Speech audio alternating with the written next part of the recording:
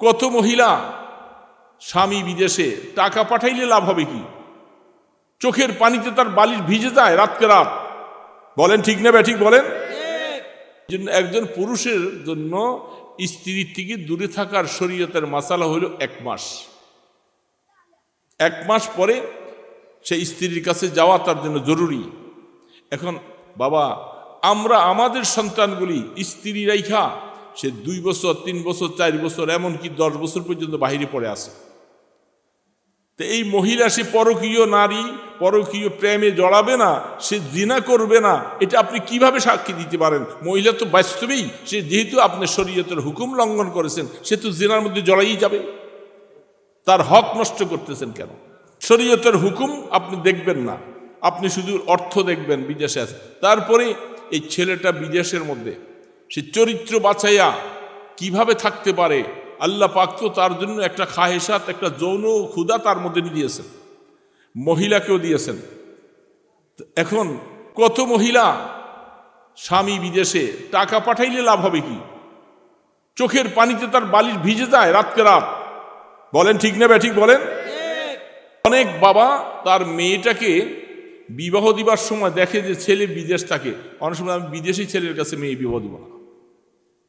সেইখানে হয়তো স্বামীর সাথে তার দেখা সাক্ষাৎ হয়েছিল 2 মাস, 2 মাস পরে ছেলে চলে গেছে।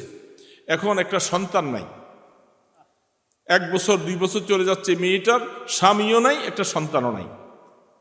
এখন ডাক্তাররা বলতেছে স্ত্রী পাশে তোমাকে থাকতে হবে যদি সন্তান তুমি পাইতে চাও।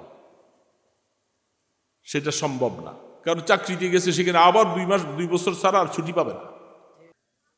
যে সমস্ত সন্তানরা আমাদের দেশে পেপার খুললে দেখে রেমিটেন্স, বিদেশি টাকায় আমাদের দেশটা নির্ভরশীল, বিদেশি টাকা পাইয়া আমরা খুব গর্ববোধ করছি। বিদেশিরা আমাদের দেশে কোটি কোটি ডলার পাঠায়, কি ঠিক না ব্যাঠিক বলেন?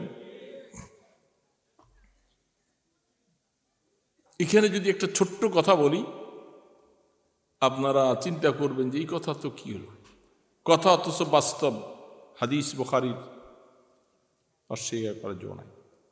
সেটা হলো, আপনি তো আপনার ছেলে নাতিকে বিদেশে পাঠাই দিলেন, সে বিদেশে উপার্জন করে আনছে, আপনি খুশি, বাড়িতে বিল্ডিং হচ্ছে, সব কিছু হচ্ছে। তাকে যে বিবাহ শাদী করাইয়া বিদেশে পাঠাইলেন, সে কতদিন পরে দেশে আসে? কতদিন পরে আসে? 2 বছর 3 বছর 5 বছর এমনকি 10 বছরও আসে না। এই 10 বছর পর্যন্ত সে সেখানে থাকে, তার পরিবার বিবি কোথায়? বিবি বাংলাদেশ। হুজুর যে বলে গেলেন যে মোবাইলের কারণে অনেক সময় অনেকের বউ চলে যায়, আরেকজনের পরকীয় প্রেমে পৌঁছে যায়, এটা শুধু কেবল মোবাইলের দোষ দিলে চলবে না। আপনার শরীয়তের সাথেই তো আমরা মানতেছি না, শরীয়তের হুকুম পালন করতেছি না। সেটা হলো, শরীয়ত বলতেছে একজন মহিলাকে কমপক্ষে 4 মাস 10 দিন এতটুক পর্যন্ত তাকে সময় দেওয়া, এর বাহিরে স্বামী তার থেকে দূরে থাকলে তাড়াতাড়ি তাকে স্বামী পাশে নিয়ে আসা। হযরতে ওমরে ফারুক রাদিয়াল্লাহু তাআলা আনহু, তিনি রাত্রে ছদ্মবেশে ঘুরতেন বিভিন্ন জায়গায়। তো তিনি একটা ঘরের পাশে দিয়ে যাচ্ছেন, সেই ঘরের পাশে দিয়ে যাওয়ার পরে একজন মহিলা আরবিতে একটা দুঃখ ছন্দ বলতেছে, তার স্বামী নাই।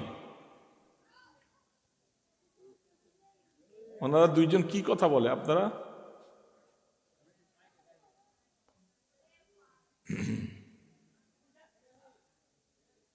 মহিলার স্বামী দূরে, এই জন্য মহিলা আক্ষেপে দুঃখে অনেক সময় মনের ব্যথা উজাড় করে বলতেছে।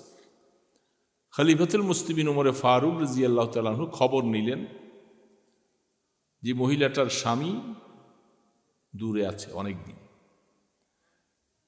তখন থেকেই ওমরে ফারুক রাদিয়াল্লাহু তাআলা আনহুর খেলাফতকালে তিনি সৈন্যদের জন্য আইন করে দিলেন, 1 মাস 2 মাস 3 মাস 4 মাসের অধিক কোনো পুরুষ স্ত্রীর থেকে দূরে থাকতে পারবে না। সৈন্যদের জন্য এটা নিষেধ করে দিয়েছে।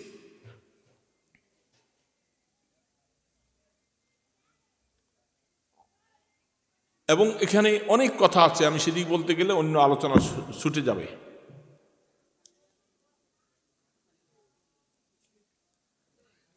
মহিলা শরীয়তের মাসালা অনুযায়ী আয-যানি ওয়াজ-যানিয়াতু ফাজলিদু কুল্লা ওয়াহিদিন মিয়াতু জালদা। সেখানে এই আয়াতের তাফসীর দেখলে বোঝা যাবে আল্লাহ সুবহানাহু ওয়া তাআলা জেনাকারিনী মহিলার কথা আগে বলছে। জেনাকারিনী মহিলা, জেনাকারী পুরুষ, তো জেনার ব্যাপারে মহিলার কথাটা আগে আনছে। আর চোরের মধ্যে চোরের শাস্তির ব্যাপারে আল্লাহ পাক বলছেন ওয়াস-সারিকু ওয়াস-সারিকাতু, চোর পুরুষ চোর মহিলা। কোরআনের আয়াতের মধ্যে সিরিয়ালটা দেখেন, চোরের ব্যাপারে পুরুষের কথা আগে বলছেন আর জেনার ব্যাপারে মহিলার কথা আগে বলছেন। জেনার ব্যাপারে মহিলার কথা আগে বলছেন কেন? সেখানে বিশাল অনেক কথা আছে। মহিলারা শর্মিন্দা থাকে বেশি, তাদের মধ্যে খায়েশাত যে আছে সেটাকে সে দমন করে রাখবার মতো 4 মাস সময় পর্যন্ত সেটাকে কন্ট্রোল করে থাকতে পারে। তারপরেও যে মহিলাটা নিজের লজ্জা শরম সব কিছুকে ছেড়ে দিয়া সে জেনার মধ্যে চলে যায়, এই জন্য তাকে শাস্তি আগে দিতে হবে। মহিলাদের শরম পুরুষ থেকে বেশি, পুরুষের শরমটা কম মহিলার তুলনায়। মহিলা হায়া শরম বেশি রাখে। সেই হায়া শরমকে ত্যাগ করে যখন সে জেনার মধ্যে চলে গেল, তাহলে তাকে শাস্তিটা আগে দেওয়া দরকার। সে কেন জেনার মধ্যে আগে গেল?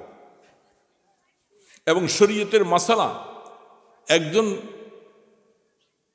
মহিলার স্বামী মারা গেলে তাকে বিবাহ শাদী বন্ধ হয়ে থাকতে হয়। শরীয়তের মাসালা কতদিন বাবা বলেন তো?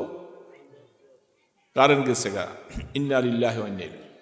শরীয়তের মাসালা, কোরআনের মাসালা হলো 4 মাস 10 দিন পর্যন্ত এই মহিলা ভালো সুন্দর কাপড়, স্বর্ণ অলঙ্কার আদি এগুলি পড়তে পারবে না, স্বামীর শোক পালন করবে। শরীয়তের মাসালা হলো 4 মাস। বলেন না কয় মাস? এই মাসালা জানা আছে তো? স্বামী মারা গেলে এই মহিলাকে ইদ্যত পালন করতে হয় কোরআনের ভাষায় 4 মাস 10 দিন। অনেক মহিলারা মাসালা জানে না, পুরুষরাও মাসালা জানে না। মহিলা এখনো কানের মধ্যে তার অলঙ্কার আছে, হাতে স্বর্ণের চুড়ি আছে, সে সৌন্দর্য পোশাক পরে পরে চলে। শরীয়তের মাসালা বলে তোমার জন্য এটা নাজায়েজ। তোমার স্বামী মারা যাওয়ার পরে 4 মাস 10 দিন পর্যন্ত তোমাকে শোক পালন করতে হবে। তুমি স্বর্ণ অলঙ্কার আদি এগুলি সব খুলে ফেলতে হবে। স্বামীর শোক পালন করে তোমাকে 4 মাস 10 দিন অতিবাহিত করতে হবে। মাসালাটা বুঝছেন তো? এখন আমাদের সমাজে এটা চালু আছে না নাকি?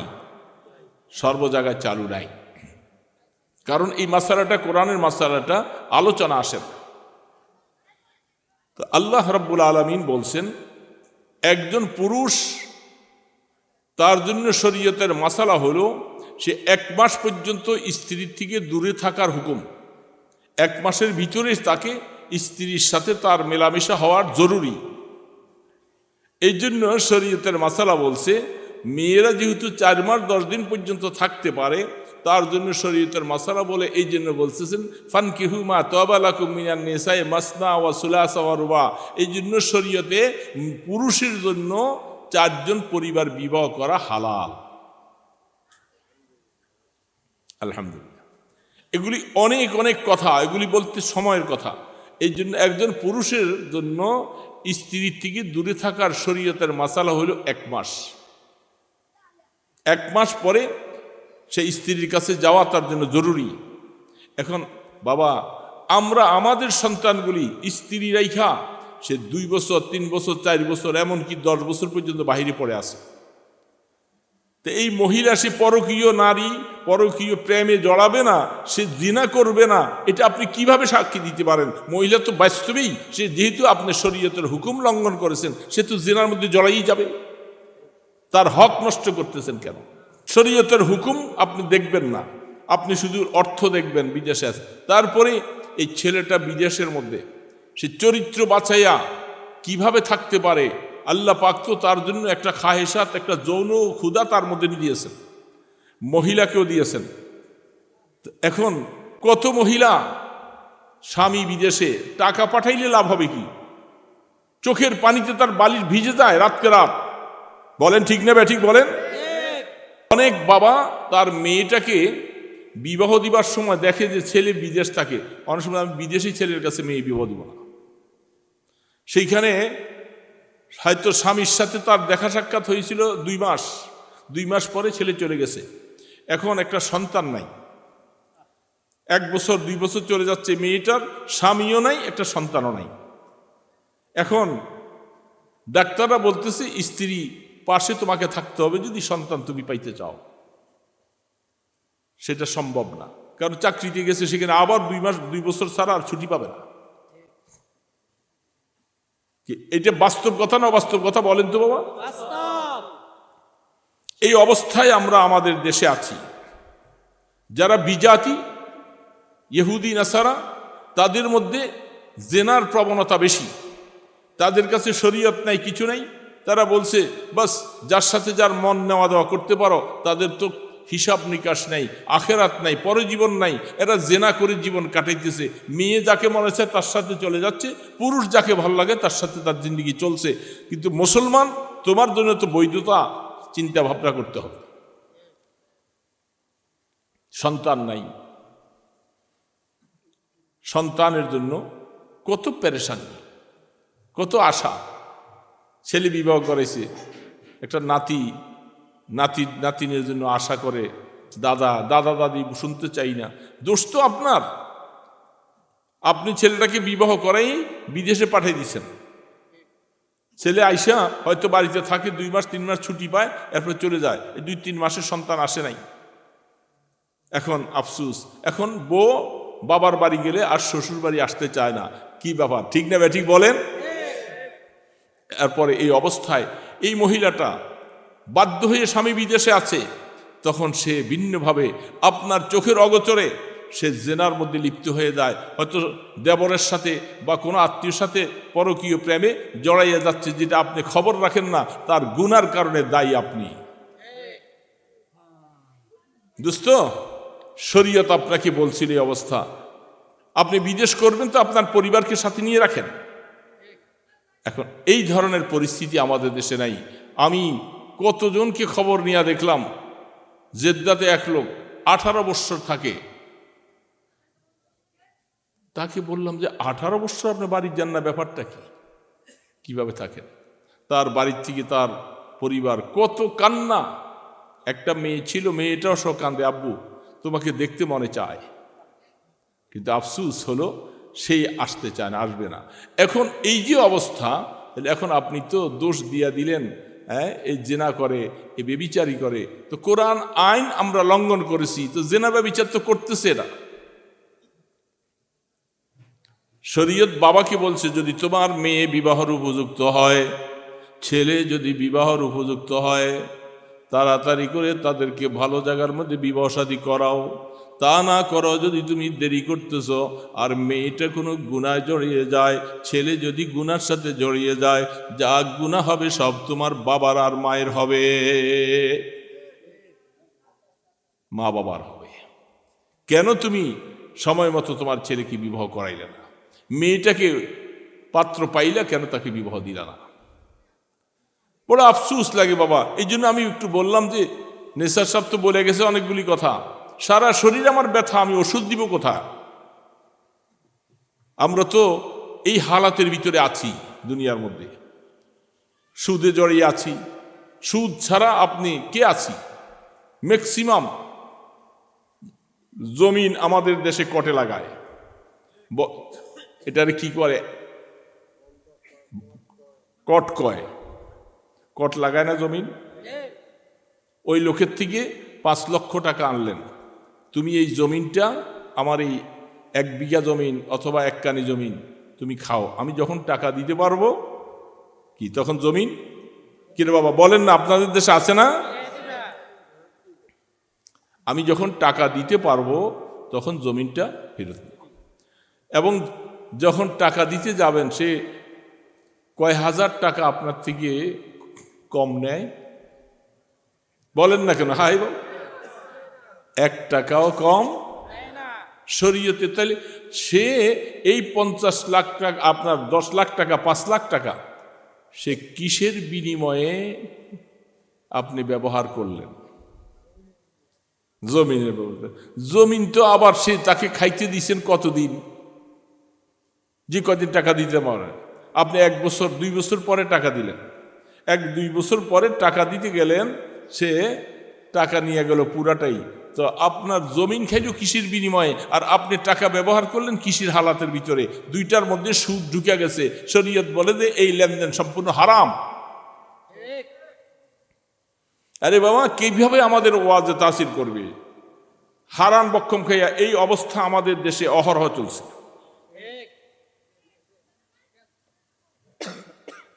আমরা তো বেশি দূরের না, যদিও নারায়ণগঞ্জ থেকে আসি, আমরা আপনাদের চাঁদপুর জেলার মানুষ। কচুয়া রহিমানগর এলাকায় আমাদের বাড়ি। সেইখানে আমরা তো আমাদের দেশে অবস্থা বুঝি। এই জমিনের কর দেওয়া 1 টাকাও কম নিবে না। 1 টাকাও যখন কম নিবে না, আপনি জমিন খাইলেন 1 বছর, কৃষির বিনিময়ে খাইলেন, টাকা তো আপনি পুরে নিয়ে গেলেন,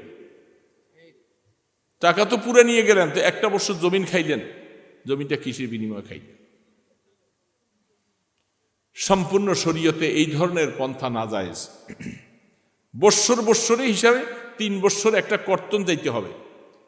সামাজিক হিসাবে সিস্টেমে এই 1 বছরে এতটুকু জমিন আমি খাইলে আমার থেকে 2000 টাকা বা 1000 টাকা 3000 টাকা কর্তন যাইতে হবে, তাহলে শরীয়তে হালাল হবে। তা না হলে আপনাদের উভয়জনের লেনদেনটা হারাম। কি রে বাবা? বাজারের মধ্যে ছোট ছোট দোকানে সব সুদি কাজ কারবার, ছোট ছোট মুদি দোকান কো দেয়। গ্রামীণ ব্যাংক, ক্যারিটাস, আশা, এই সমস্ত ছোট ছোট দোকানদারকে 5000 টাকা, মুরগির খামার করে 10,000 টাকা 20,000 টাকা দেয় কি দেয় না? মাসে মাসে এত টাকা সুদ দিতে হবে। মহিলারা পর্যন্ত এই ব্যবসায় জড়িয়ে গেছে। ঠিক না ব্যাঠিক বলেন? সুদের 1 টাকা নবী আলাইহিস সালাতু ওয়াস সালাম বলছেন, খুলে দেখেন বুখারী শরীফ, সুদের 1 টাকা যদি জেনে বুঝে কেউ খাইল, আপন মায়ের সাথে 70 বার জিনা করার সমপরিমাণ গুনাহ হবে।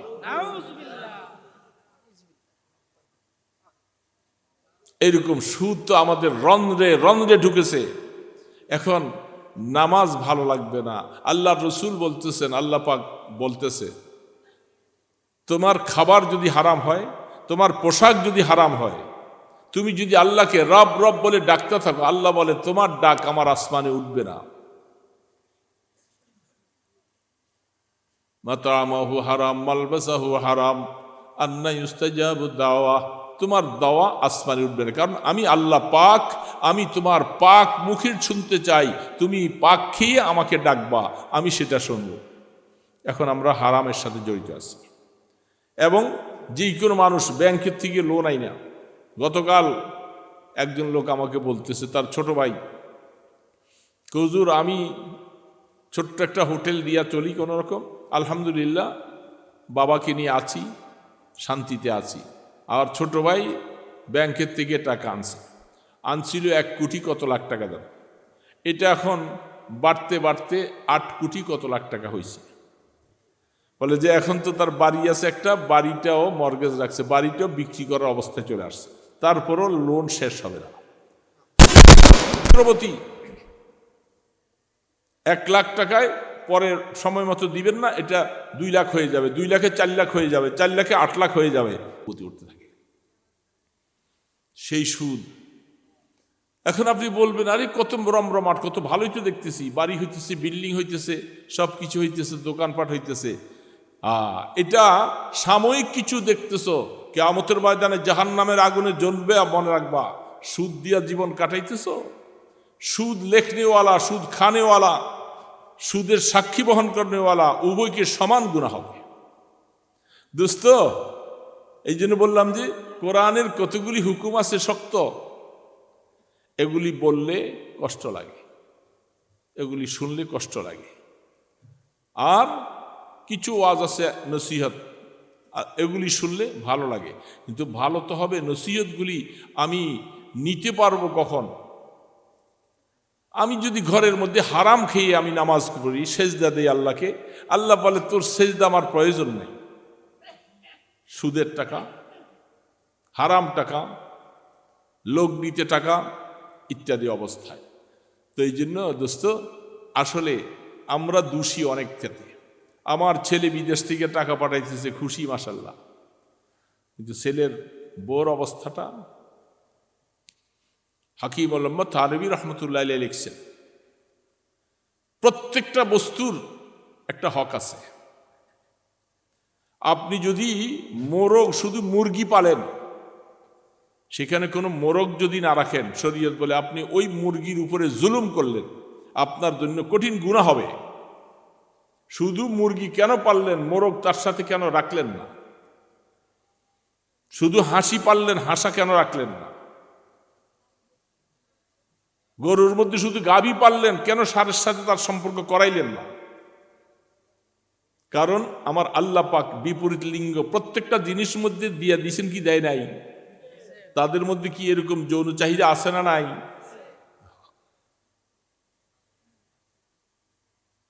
মুসলমান শুধু কেবল নামাজ পড়ার নামই দিন নয়, শুধু জিকির করার নাম দিন নয়। দিন তো হলো পূর্ণাঙ্গ জীবন ব্যবস্থা, সব কিছুকে পালন করতে হবে। হাত্তাকে একটা পোকামাকড় তার মধ্যে যৌন চাহিদা দিয়েছেন, সে যে অবস্থায় হোক না কেন, তাদের যৌন চাহিদা তারা সেইভাবে সম্বরণ করে। তুমি একটা পাখিকে দীর্ঘদিন আটকে রাখলা, তার সাথে তার পুরুষ নাই, অথবা পুরুষ আছে মহিলা নাই, তার উপরে জুলুম করেছ।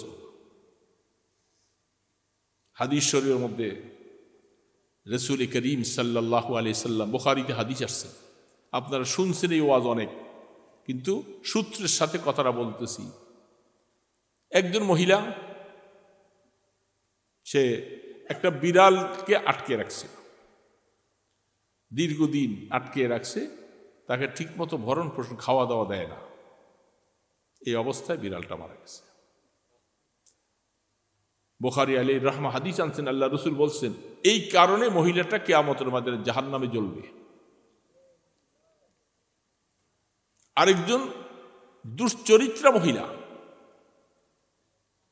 সে মরুভূমি দিয়ে হেঁটে যাচ্ছে, মরুভূমির মধ্যে পাশেই একটা পানির কুয়া আছে, কুয়া নিচের থেকে পানি উঠে, কিন্তু রশি দিয়া বালতি দিয়া উঠাইতে হয়। একটা কুকুর মরুভূমিতে দৌড়াইয়া সেই কুয়াটার চতুর্পাশে জিহ্বা লম্বা করে হা হা করতেছে, একটু পানির পিপাসা মিঠাইবার মতো কোনো ব্যবস্থা নেই। মহিলাটা দূরের থেকে আইসা দেখে যে এই পাশে দিয়ে যাবে, কুকুরটার এই অবস্থা দেখে তার কাছে খুব মায়া লাগে। আহা, একটা প্রাণী, যেহেতু এটাও তো আল্লাহর মখলুক, আমাকে যে আল্লাহ বানাইছে, এই কুকুরটাকেও সেই আল্লাহ বানাইছে। আমার মালিক যিনি, এই কুকুরের মালিকও তিনি। তিনি তখন বুদ্ধি না পাইয়া নিজে একটা বুদ্ধি তৈরি করলেন। পায়ের মধ্যে চামড়ার মোজা ছিল, আমাদের দেশে এখন চামড়ার মোজা ব্যবহার করে অনেকে, দেখেন নাই? বেশি শীত পড়লে এই চামড়ার মোজাটার মধ্যে তার ওড়নাটা পেঁচাইছে, পেঁচাইয়া কুয়ার মধ্যে ফালাইয়া এটা দিয়ে একটু পানি উঠাইছে, পানি উঠাইয়া কুকুরের সামনে দিছে, কুকুরটা পানি খাইয়া তার তৃপ্তি লাভ করছে।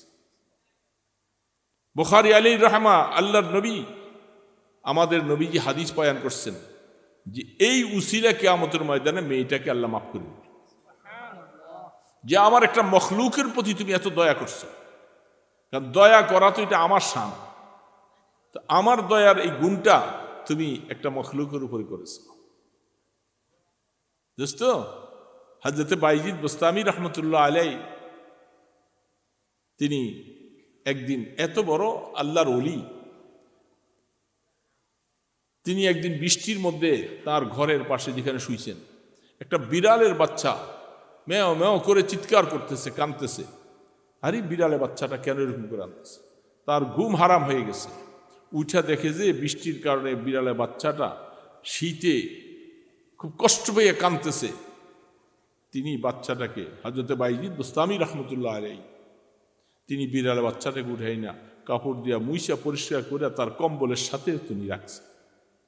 বিড়ালে বাচ্চাটা এই আরাম পাইছা, গরম হয়েছে শরীরটা, সকালবেলা তাকে খানা টানা খাওয়াই ছেড়ে দিয়েছে।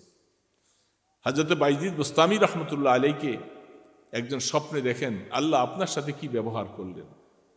বাইজিদ বোস্তামি বলতেছেন, আমার কোনো আমলের দিকে আল্লাহ তাকান নাই। আল্লাহ পাক আমাকে বলে, বাইজিদ তুমি আমার এই একটা আদনা মখলুকের প্রতি তুমি এমন দয়া করলা, এই উসিলে আমি বাইজিদ তোমাকে মাফ করে দিলাম। দোস্ত, আল্লাহর একটা সৃষ্টিজীবের প্রতি এমন দয়া। তো সেই জায়গার মধ্যে সৃষ্টিজীবগুলাকে আপনি এইভাবে আটকে রাখবেন। আমাদের দেশে এখন মুরগিগুলি এইভাবে সরা বানাইয়া মাথা নিচের দিকে দিয়া এইভাবে 2টা 3টা 4টা করে লইয়া বাজারে ঘুরে না, মুরগিগুলি রক্ত মাথার মধ্যে জমে যায়। কষ্ট হয় কি হয় না? শরীয়ত বলতেছে তোমার জন্য হালাল করছি, ঠিক আছে, কিন্তু তাকে কষ্ট দিতে তো বলি নাই তোমাকে। তুমি আনছো, আইনা তাকে জবাই করে খাও, হালাল। এই যে তাকে ঝোড়ায় তোড়াইয়া ধরা দীর্ঘ সময় ঘন্টার পর ঘন্টা এইভাবে রাখো, পাগুলি সব ফুলে রক্ত জমে যায়, কত কষ্ট, কত কিচির মিচির করে। সেই কষ্টটা যদি তোমাকে দেওয়া হইতো তখন তুমি বুঝতে যে কষ্ট কাকে বলে। আর আমার এই মখলুকটার উপরে তোমাদের জন্য হালাল করে দিছি, বৈধ করে দিছি, এই জন্য কষ্ট, এইভাবে কষ্ট দিবা। যেখানে রাসূল করিম, আরে জানোয়ার কি আল্লাহর নবী চিনে? আল্লাহর নবীকে জানোয়ার পর্যন্ত চিনে। দেখেন আমরা কি মহব্বত আর কি ভালোবাসা। বিদায় হজের মধ্যে আল্লাহ রসুল যখন তিনি কোরবানি করবেন, 100 ওট আল্লাহ রসুল বিদায় হজের মধ্যে কোরবানির জন্য রাখছেন। সুবহানাল্লাহ বলেন না? 100 ওট আল্লাহ রসুল জীবনে হজ একবারই করছেন, যার জন্য আল্লাহ বাইতুল্লাহ বানাইলেন সবকিছু। যে বাইতুল্লাহর ঘরের পাশে জীবন কাটাই দিলেন। নবুয়তের 23 বৎসরের মধ্যে 13 বৎসর থাকলেন মক্কায়। তারপরে হজ ফরজ হলো, মক্কি জীবন থেকে পার হইয়া মাদানী জিন্দিগিতে 10 বছরের ভিতরে রাসূল হজ একবার করেছে। এই হজের পরে তিনি 100 ওট কোরবানি করার জন্য সিদ্ধান্ত নিয়ে 100 ওট তৈরি রাখছে। এখন প্রত্যেকটা ওটের পায়ের মধ্যে একটু রশি লাগাইয়া 100 ওটকে এইভাবে সারিবদ্ধ করে দাঁড় করাইছে। যেই না মাত্র আল্লাহ রসুল ছুরিটা হাতে নিছেন, কোরবানি করবেন, এই ওটগুলি কাকে কাকে ডিঙ্গাইয়া রসুলের ছুরির কাছে, সে নিজে আগে রসুলের ছুরিটা তার শরীরে লাগাবার জন্য ওটা পাগল পাড়া হইতেছে। এমন করতেছে কেন?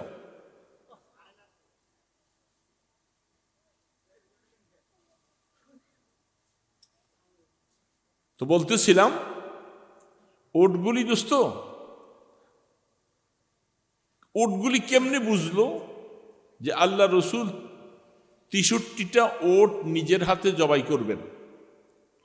আল্লাহ রসুলের হায়াত কতদিন বলেন না? কতদিন? 63 বৎসর। এই জন্য রসুল নিজের হাতে 63টা ওট জবাই করবেন। ওটগুলাকে কেমনে বুঝালো যে 100 ওটের মধ্যে 63টা রসুল নিজের হাতে জবাই করবেন আর বাকিগুলি সাহাবাদের দিয়া করাইবেন? এই জন্য ওটগুলি পালাক্রমে কার আগে কে আইসা রসুলের ছুরির নিচে যাবে সে ব্যস্ত হয়ে গেছে। কি আজীব কথা! কিভাবে ওট বুঝলো রসুলকে কি ভালোবাসা, কি মহব্বত?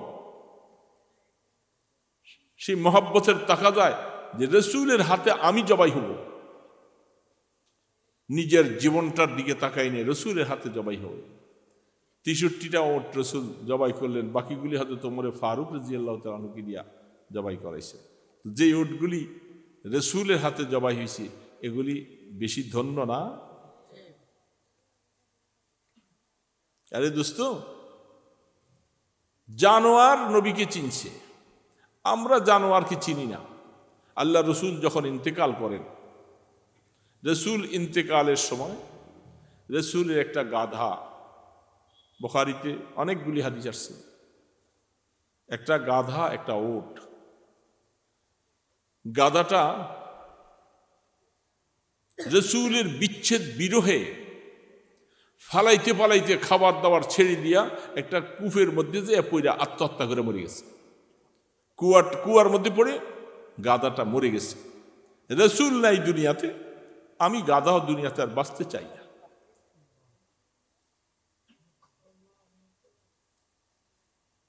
ওটটা খাবার পানি ছেড়ে দিছে, খাবার তার সামনে পানি নিতেছে, ওর চোখগুলি বেয়ে বেয়ে পানি পড়তেছে, কান্নার পানি পড়তেছে। ওট খায় নাই, না খাইয়া খাইয়া ওটটা এই অবস্থায় মারা গেছে। কিরে বাবা, জানোয়ার কেমন ভাবে আল্লাহ রসুলকে ভালোবাসছে? জানোয়ার, তার মধ্যে কি অনুভূতি নাই? নাই অনুভূতি?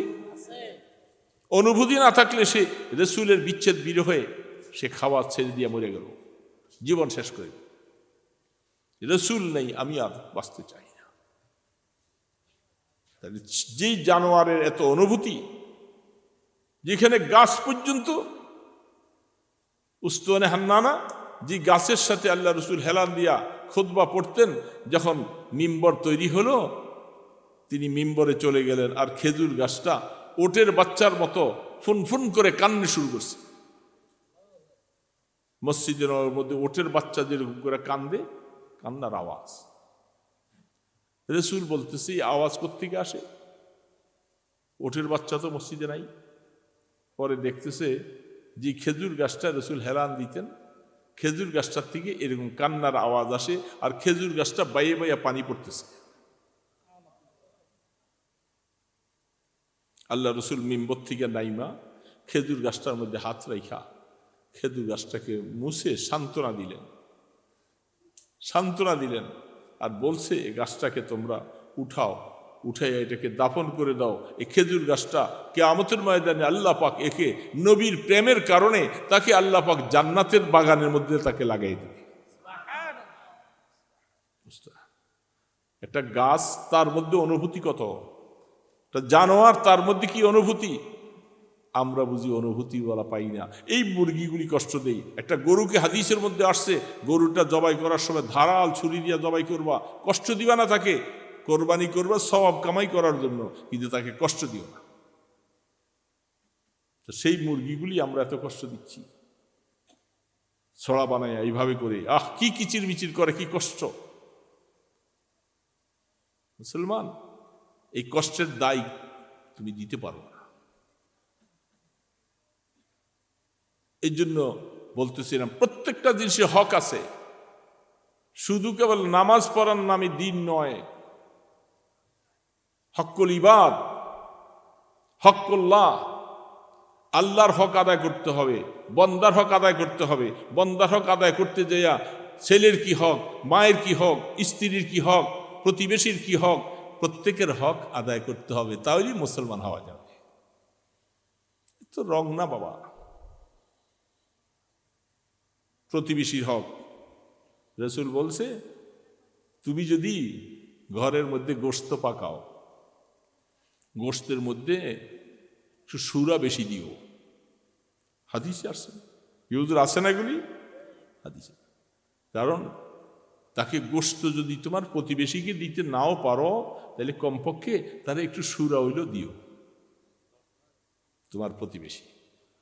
রাসূল করিম সাল্লাল্লাহু আলাইহি সাল্লাম ইরশাদ ফরমান, আমার কাছে জিবরিল আলাইহিস সালাম আসছেন 24,000 বার। সুবহানাল্লাহ বলবেন না মুসলমান? কোন নবীর কাছে আসে 2 বার, 3 বার, 10 বার, 15 বার, আর আপনার আমার নবীজির কাছে আসছে 24,000 বার। রাসূল বলতেছেন যতবার জিবরিল আসছে প্রত্যেকটা বার আমাকে যাইবার সময় প্রতিবেশীর হক সম্পর্কে আমাকে বলে দেয়। প্রত্যেকটা বার আমি আশ্চর্য হয়ে গেলাম, প্রত্যেকটা বার প্রতিবেশীর হক সম্পর্কে আমাকে বলে। সেই জন্য রসুল বলছেন, তুমি পেট ভরে খাও, আর তোমার প্রতিবেশী যদি না খেয়ে সে সারা রাত কাটাইয়ে দেয়, তার কাছে খানার কোনো ব্যবস্থা নাই, বাল বাচ্চা নিয়ে বহুত কষ্টে আছে, সে খেতে পায় না, তুমি জান্নাতে যাইতে কষ্ট হবে।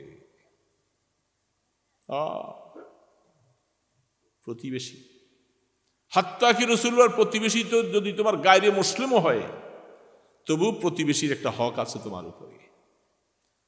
ওয়াবিল জারি জিল কুরবা ওয়াল জারি জিল জুনুব, কোরআনে আল্লাহ সুবহানাহু ওয়া তাআলা বলছেন। আমি তো আয়াত পড়তেছি না, শুধু আপনার কথাগুলি বলতেছি। কোরআন বলছে, হাত্তাকে যদি তুমি একটা রিকশায় উঠছো, গাড়িতে উঠছো, দুইটা সিট, তুমি আগে উঠছো, তুমি যে পরে উঠছো, তো তুমি সিট তো দুইজনের সমান, পয়সা সমান না, সিটও তো সমান। তুমি আগে যে একবারে সারাইয়া বেশি করে বসে রইলা, পরেওয়ালা যে বসতে জায়গা পায় না, তার যদি বলে যে ভাই একটু চাপেন না, আর চাপা যাবে না, পারলে বসে উঠে যান, কি গরম হয়ে যায়। অল জারিজিল জুনুব, কোরআনের আয়াত বলতেছেন, তোমার যে পাশে বসছো এই জায়গার মধ্যে আল্লাহ পাক তোমাকে একটা হক দিয়েছে, প্রতিবেশীর হক আদায় করো। আহা, কোরআন তো আমরা বুঝি না বাবা, বুঝতেও যাই না। প্রতিবেশী, সফরে যাইবা, যে কোনো জায়গায় যাবা, তোমার সাথে তোমার যে সাথী থাকবে সে তোমার প্রতিবেশী, প্রতিবেশীর হক আদায় করতে হবে। তাহলে সেই হিসাবে হাত্তাকে আপনি আপনার ছেলে, আপনি মাশাআল্লাহ এই যে কমলার দিন আসছে, আমের দিন আসছে, সুন্দর সুন্দর আপনার ছেলে, আপনি পয়সা আছে, আম কমলা কিনে বাড়িতে এনে রাখছেন, আপনার ছেলেদের হাতে দিলেন, নাতিদের হাতে দিলেন, এটা নিয়া বাহিরে নিয়ে ঘুরে খায়। রাসূল বলে, খবরদার, তুমি ভুল করেছ, পারতপক্ষেও ওই বাড়িতে ওই ঘরের মধ্যে দুইটা কমলা, একটা কমলা দাও। না দিতে পারলে তোমার বাচ্চাদেরকে তুমি কমলা হাতে দিয়া ঘরতে বাইরে দিবে না, কারণ ওই বেচারা গরিব মানুষ, সে তার বাচ্চাকে কিনে খাওয়াইতে পারলো না, তার বাচ্চাগুলি যে মাকে বিরক্ত করবে, এদের হাতে কমলা, মা আমাকে, সে তো চোখের পানি ছাড়বে যে আমার তো কমলা কিনে সমর্থ নেই। শরীয়ত বলে তুমি ভুল করছো। আহা, প্রতিবেশী এটাকে বলে দোস্ত, তুমি পারো তো তার এখানে কিছু দিবা, নতুবা তোমার বাচ্চাকে হাতে দিয়ে এগুলি বাইরে যেতে দিবা না। দেখছেন প্রতিবেশীর হক কত। আজ সেই প্রতিবেশীর সাথে আমাদের দ্বন্দ্ব, আমাদের মারামারি, কাটাকাটি, একজনের চেহারা আরেকজনে দেখতে পারি না, ঠিক না?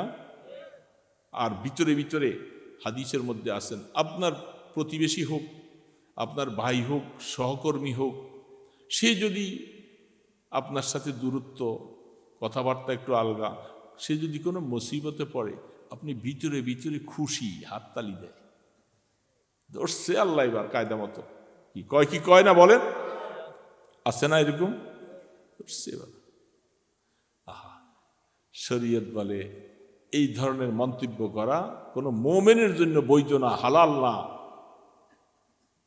তুমি আজ তার মুসিবতে পড়ে তুমি আনন্দ হইছো, এরকম একটা মুসিবত তোমার উপরে আসতে বেশি সময় লাগবে না। হাদিসের মধ্যে স্পষ্ট আল্লাহ রাসূল বলছেন, কারো ব্যাপারে তুমি দেখে একটু খুব ঘৃণার চোখে নজর করছো, তোমাকে আল্লাহ এই মুসিবতে ফালাইয়া মৃত্যুর আগে তোমাকে মুসিবত দিয়া তারপরে কবরে নিবে। মনে রাখবা, তুমি কিভাবে কেমন মোমেন হয়েছে বই। মোমেন তো কেমন অবস্থা হইতে হবে। এই জন্য ছোট্ট আয়াত পড়েছি, কথা সামনে যাব না। ইন্নামাল মুমিনুনা আল্লাযীনা ইযা যুকিরাল্লাহ, এইখানে তাফসীর করলে এগুলি সবগুলি আসবে। ইন্নামাল মুমিনুনা আল্লাযীনা ইযা যুকিরাল্লাহ ওয়াজিলাত কুলুবুহুম। মুমিন তো ওই ব্যক্তি হবে যার কাছে কোরআনে আয়াত আসবে, আল্লাহর হুকুম আসবে, কোরআনে আয়াতগুলি, হুকুমগুলি আসলে তার কাছে এত তৃপ্তি লাগে, এগুলি পালন করতে তার কাছে ভালোই লাগে, এটা হবে মুমিন। মুমিন শুধু কেবল টুপি মাথায় দিলাম, দাড়ি রাখলাম, আর মাশাআল্লাহ কয়েকদিন চললাম, কোরবানি খাই, গোস্ত খাইলাম, এই মুমিন না। মুমিনের কাছে আল্লাহ পাকের হুকুম যখন আসবে, আল্লাহ পাকের হুকুম সামনে যখন চলে আসবে, তখন সে কলিজাটা থরথর করে কাঁপবে, তার এটা আল্লাহর হুকুম।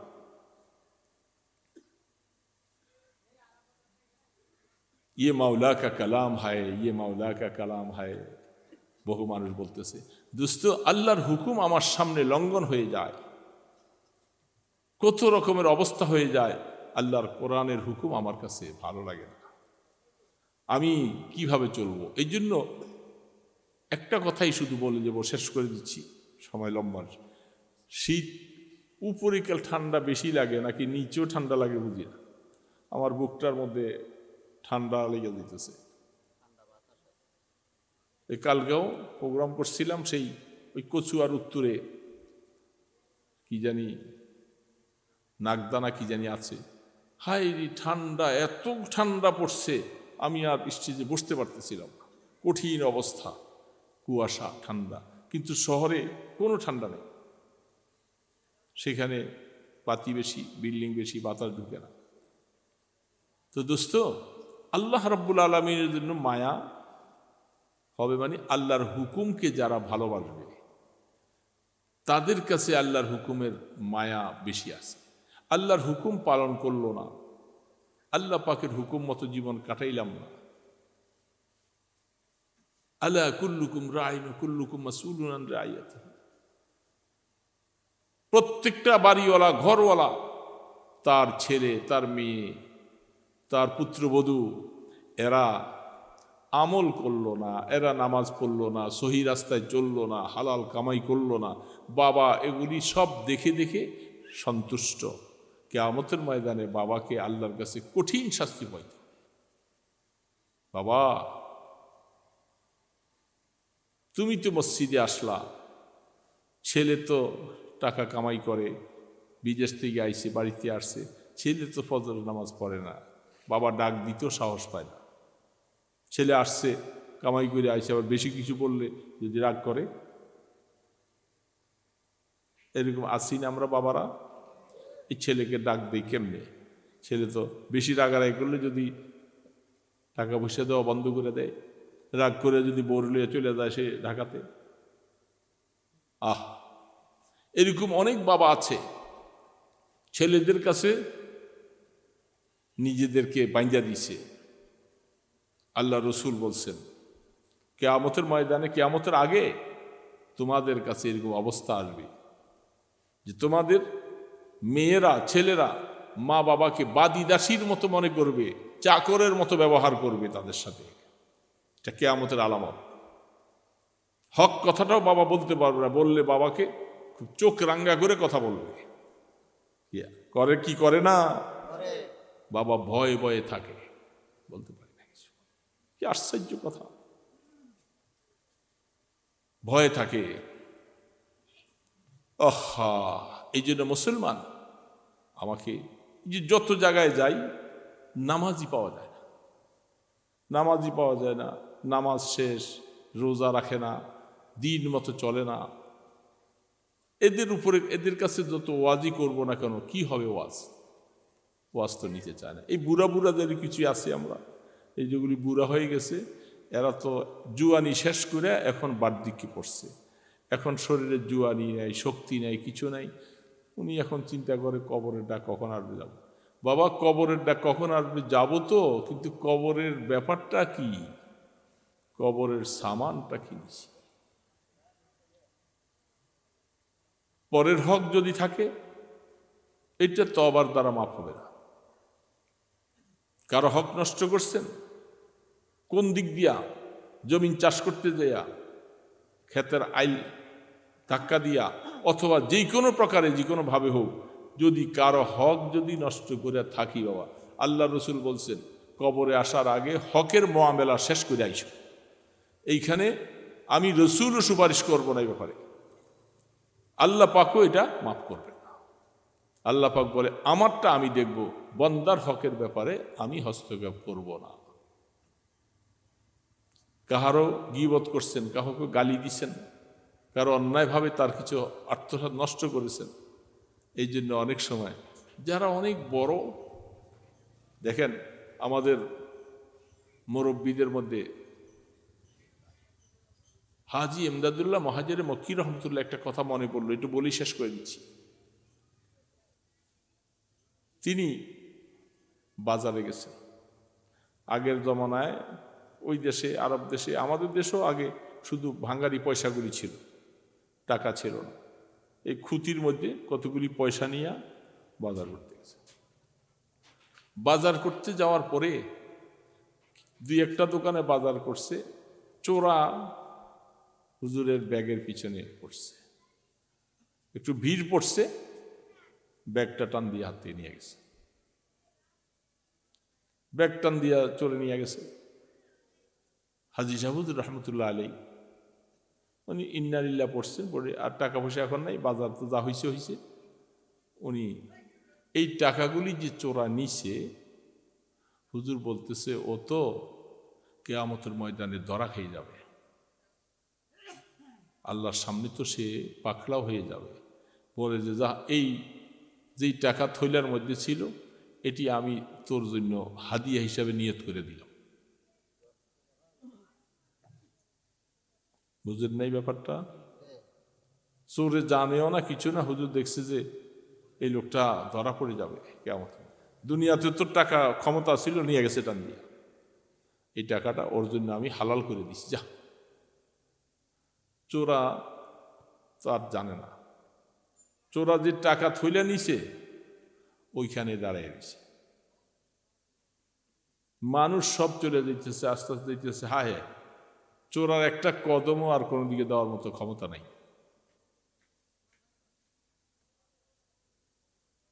পথ দেখে না কোনো দিকে।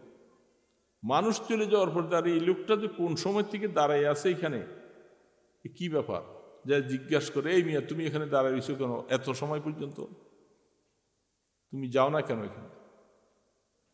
চোরা বলতেছে, ভাই আমি তো চোখে কিছু দেখি না, তো কোথায় তোমার বাড়ি, কোথায় কি খোঁজ খবর নিয়ে দেখছে, বাড়ি অমুক জায়গায়, তো যাও। তো ঘটনাটা কি, বলে আমি এইখানে একজন হুজুর বাজার করতে আসছিল, আমি ওনার এই টাকার থৈলাটা চুরি করে নিয়ে গেছি। নিয়ে যাওয়ার পরের থেকে আমি রাস্তা দেখা বন্ধ হয়ে গেছে, আমি আর চোখে কিছু দেখি না। খবর লইছে, দোকানদারদেরকে জিজ্ঞাসা করলেন যে হুজুর কে আসছিল বাজার করতে এখানে, আপনাদের তে সদাই টদাই কিনছে? সবাই বলছে হাজী সাহেব হুজুর, হাজী এমদাদুল্লাহ মহাজের মক্কি রহমতুল্লাহ আলাই। তখন সবাই বলতো, কাম তো তুমি সারছো, তুমি মানুষ ছিল না, চুরি করছো যে বুঝা শুনে চুরি করা দরকার ছিল, তুমি তো চোখে দেখবা না, তুমি রাস্তা পাইবা না খুঁজা।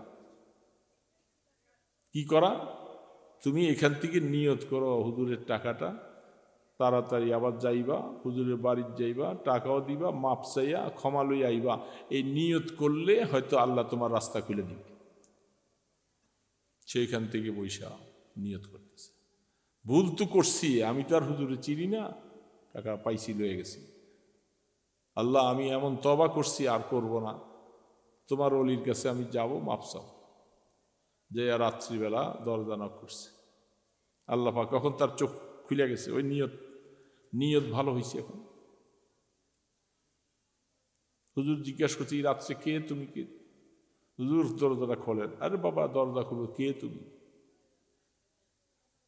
হুজুর আপনার ওই চোর, যে আমি আপনার টাকাটা যে বাজার থেকে নিয়ে গেছি আমি।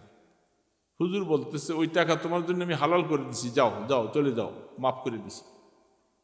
সে বলে যে হুজুর আমি যাব না, যতক্ষণ পর্যন্ত আমি আপনি একটু দরজা খোলেন, আমি আপনার সাথে কথা না বলা পর্যন্ত। হুজুর বলে, এই রাত্রে তুমি কষ্ট দিলা? জামিলা উঠছে, উঠে দাঁড়াইছে, আসার পরে পট করে হুজুরের পায়ের মধ্যে জড়াই ধরছে। হুজুর আমি চিনতে পারি নাই। না চিনো নাই, আমাকে বুঝতে পারে, আমাকে চিনতে পারো নাই, এরকম কোনো মানুষের হক এইভাবে আর জীবনে করবা না, এটা ওয়াদা। আমাকে চিনতে পারো না, এদিকে আমার হয়তো আর নিবে না কোনোদিন। এটা জীবনে কোনোদিন আর এভাবে কারো হক নিব না। আমি তোমাকে এটা মাফ করে দিছি, যাও, এটা তোমার জন্য হালাল চলে গেছে, সুস্থ হয়ে গেছে, ভালো হয়ে ফিরে আসছে। এই জন্য অনেক আল্লাহ ওয়ালারা দেখে অনেক সময় চোরে কিছু লইয়া গেছে, ওই বেটারে আটকে রেখে কি লাভ হবে, আমি তো আখেরাতে সওয়াব পাবো আল্লাহর কাছে, মাফ করে দিচ্ছি না। এরকম বহু মানুষ অনেক সময় আছে। এই জন্য পরের হক যদি কোনো আমরা কারো কাছে পাওনা থাকি, মাফ করে দিলে আল্লাহ আমাকেও মাফ করে দিবে। আর যদি এটা পাকড়াও করে ধরে রাখতে চাই, কিয়ামতের ময়দানে সে সওয়াব দিবে। আমিও তো আবার আরেকজনের কাছে এরকম জানা আছি। এই জন্য পরের হকের ব্যাপারে সবসময় খেয়াল রাখবো। পরের হক যেই কোনোভাবে হোক, গীবত করছি, গালিগালাজ করছি, আল্লাহ রসুল বলছেন, উম্মত এগুলি মুআমেলা শেষ কইরা কবরে আইসো, নতুবা কিয়ামতের ময়দানে যা কিছু করছো সব দিয়া দিতে হবে। এটা কঠিন মাসালা। এই জন্য দোস্ত, আমি অন্যদিকে ওয়াজে গেলাম না, এই কথাগুলি বললাম যে আমাদেরকে প্রতিবেশীর হক আদায় করতে হবে। আমি নিজে যেন নিজের ঘরগুলোকে ঠিক করি, ছেলে মেয়েদেরকে। আর যাদের ছেলে পেলে বিদেশে থাকে, সন্তানকে বিদেশে পাঠাইবেন বিবাহ শাদী করাইবার আগে। বিবাহ শাদী করুক, 2-4 বছর বিবাহ শাদী করে আসুক, আর দুনিয়াদারি করে আসুক, আশা করি। এরপরে যারা বিবাহ শাদী করছো, এরা বউ বেটি ফালাই থিয়ে বিদেশে পড়ে থাকবা। আগের দিনে শুধু কেবল তবলিগোলাদেরকে গাইলিত, হ্যাঁ, তবলিগোলা 3 চিল্লে জায়গায় এরা বউ বেটি ফালাই থিয়া দিয়া। কে বলছে করে এই তবলিগ করতে জায়েজ কিনা? তোমাদের জন্য জায়েজ, তবলিগোলাগুলিকে জায়েজ না। হ্যাঁ, তুমি যে 5 বছর 7 বছর ধরে থাকো বউ বেটি ফালাইয়া, এটা জায়েজ? হ্যাঁ, এটা জায়েজ নাই দোস্ত, জায়েজ নাই। যেন বোঝার জন্য আমরা চেষ্টা করব। আল্লাহ সুবহানাহু ওয়া তাআলা এই ছোটাফাটা কিছু কথা আমাদেরকে আমল করার তৌফিক দান করেন। জিন্দিগি তো গড়াইতে হবে বাবা, চলেই যাবো দুনিয়ার থেকে। এই জন্য আখেরাতের কিছু সামান নিয়ে দেওয়া দরকার, নতুবা তো সেই দিন কি হবে জানি না, কি মুআমেলা হবে আল্লাহর কাছে। আল্লাহ পাক আমাদেরকে এই ছোটখাটো কথাগুলি সংশোধন হয়ে আল্লাহর কাছে খাঁটি তওবা করে কবরে যাওয়ার তৌফিক দান করেন।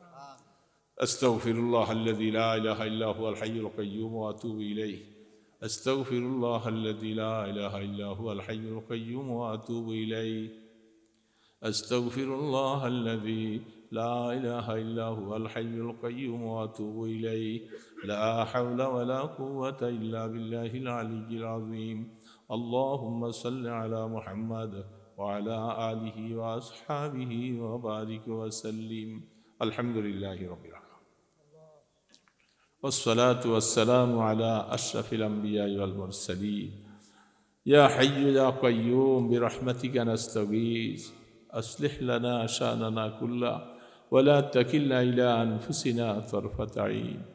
اللهم لا أحصي ثناء عليك أنت كما أثنيت على نفسك.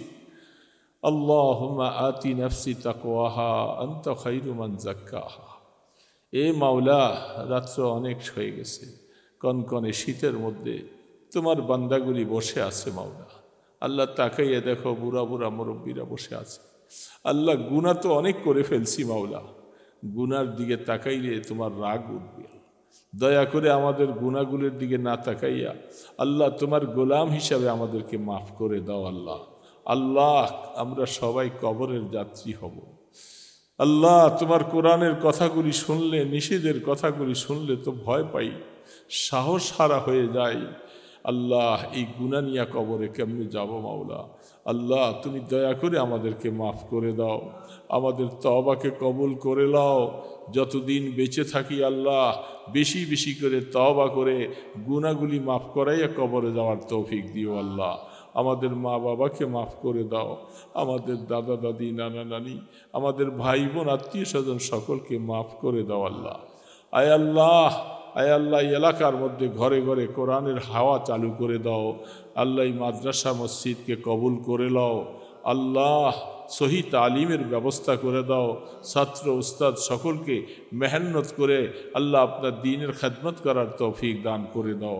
ইয়া আল্লাহ, এই মাহফিলকে কবুল করো। যারা আয়োজন করেছে সবার দান খায়রাত মেহনতকে কবুল করো। আল্লাহ যখন দুনিয়ার থেকে নিবার জন্য ডাক দিবা, আল্লাহ ঈমানের সাথে আমাদের মওত দিও আল্লাহ। ইয়া আল্লাহ, এই শীতের মধ্যে মওত হয়ে গেলে আল্লাহ অন্ধকার কবরে কেমনে থাকবো মাওলা? সেখানে কোনো বাতি নাই, কাপড় নাই, কিছু নাই। আল্লাহ তুমি কবরকে রহমতের কবর বানাইয়া দিও আল্লাহ। আয় আল্লাহ, সোনার মদিনে আমাদের দুরুদ ও সালামের হাদিয়া পৌঁছাইয়া দাও। আয় আল্লাহ, আপনার হাবিবের তোফাইলে আপনার ইসমে আজমের উসিলায় আমাদের দোয়াগুলি কবুল করে নাও। সাল্লাল্লাহু তাআলা আলা খায়রি খালকিহি মুহাম্মাদিন ওয়া আলা আলিহি ওয়া আসহাবিহি আজমাইন বিরহমাতিকা ইয়া আরহামার রাহিমিন।